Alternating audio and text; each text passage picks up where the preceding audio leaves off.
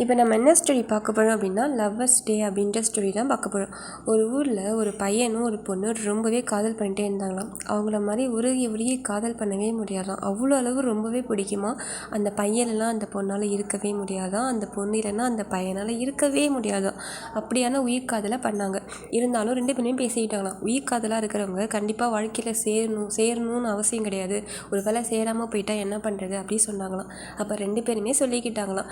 என்ன அப்படின்னா, நம்ம வாழ்க்கையில் சேர்ந்தாலும் சரி சேராமல் இருந்தாலும் சரி எப்போ பார்த்தாலும் என்னை நினச்சிக்கிட்டே இருங்க அப்படின்னு சொல்லி அந்த பையனும், என்னை பற்றி மட்டும்தான் நீங்கள் நினைக்கணும் அப்படின்ற மாதிரி அந்த பொண்ணும் சொல்லிவிட்டு ரெண்டு பேருமே ஒருத்தவங்க என்ன பண்ணாங்க, தொடாமல் பார்வை மட்டும் போதும் அப்படின்ற மாதிரி சொல்லி ரெண்டு பேருமே என்ன பண்ணாங்கன்னா உருகி உருகி காதல் பண்ணிகிட்டே இருந்தாங்களாம். அந்த காதலோட சக்தி ரொம்ப அதிகமாக இருந்துகிட்டே இருந்ததாம்.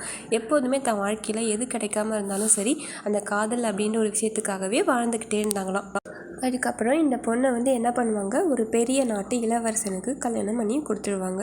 அப்படி இருந்துமே இளவரசி சந்தோஷமாக இருந்தாலும் தன்னோட காதல் யாருக்கு கொடுக்கணும்னு நினச்சா, தன்னை நேசித்த ஒரு பையனே நேசிச்சுட்டு இருந்தால அந்த பையனுக்கு தான் கொடுக்கணும்னு முடிவு பண்ணியிருந்தாலாம். ஏன் அப்படின்னா, பார்வை மட்டும்தான் போதும் அப்படின்னு சொல்லி அந்த காதலுக்கு ரொம்பவே வலிகள் அதிகத்தை விட ரொம்பவே சக்தி வாய்ந்ததாக இருந்ததுதான். என்ன சக்தி அப்படின்னா, எப்போதுமே பொறுமையாக இருக்கிற குணமாக இருந்துகிட்டே இருந்தாலாம் அந்த பொண்ணு. அதனால் எல்லா லைஃப்லேயும் ரொம்பவே ஹாப்பியாக சந்தோஷமாக வாழ்ந்துட்டு இருந்தாலாம். அந்த பையனும் என்ன பண்ணாங்கன்னா, வேறொரு பொண்ணை கல்யாணம் பண்ணி ரொம்பவே சந்தோஷமாக வாழ்ந்துகிட்டே இருந்தாங்களாம். அப்படியான காதல் சக்தியை கொண்டு வந்தாங்களாம். அதுதான் லவ்வர்ஸ் டே அப்படின்ற மாதிரி இந்த ஸ்டோரியை ஸ்டார்ட் பண்ணுவாங்க.